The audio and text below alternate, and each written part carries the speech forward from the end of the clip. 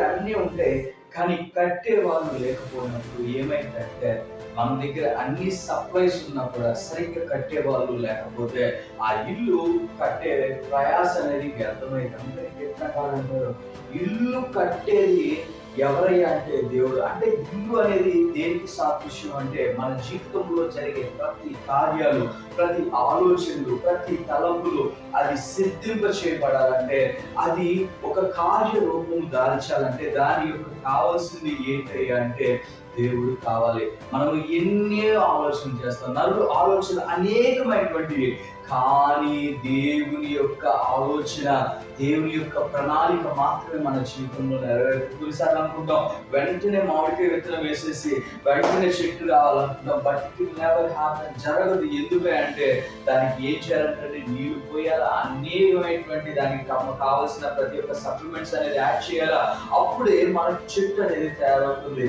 అదే విధముగా మనం ఏదైనా కార్యం తలంచినప్పుడు ఆ కార్యాన్ని తీసుకొని దేవుని దగ్గరికి వెళ్ళి, దేవా ఇదిగో నాయన నా జీవితము, నా పరిస్థితి, నా ఆలోచన ఈ విధంగా ఉంది, దాన్ని స్థిరపరుస్తావా లేదా ఆటంకపరుస్తావా అని దేవుని దగ్గరికి వెళ్ళి మొదటి స్టెప్ ఎవరి దగ్గరికి వెళ్ళాలంటే దేవుని దగ్గరికి వెళ్ళాలి. దేవుని దగ్గరికి వెళ్ళినప్పుడు దేవుడు సమస్తము సమకూడి జరిగించి, నడిపించి, విడిపించి, రక్షించి, బలపరిచి అనేక మందికి సాక్ష్యంగా తయారు చేస్తాడు.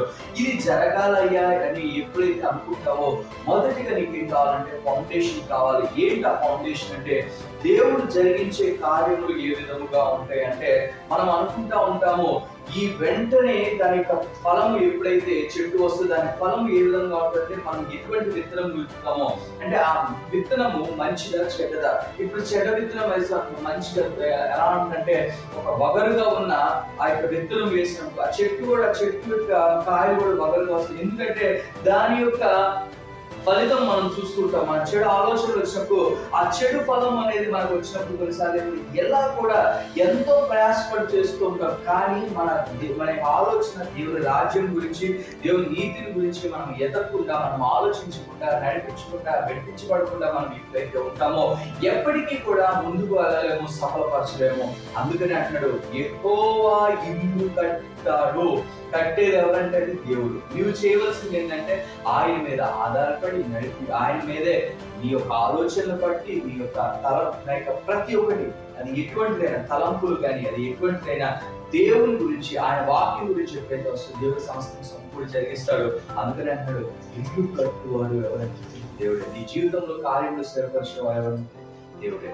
సో ఈ రోజు నుంచి మన ఆలోచనలో మన యొక్క ప్రతి ఒక్కటి దేవుని రాజ్యము, నీతి గురించి ఎప్పుడైతే చేస్తావో దేవుడు సమస్తం సమకూడి జరిగిస్తాడు, అనేక మందికి సాక్ష్యంగా తయారు చేస్తాడు.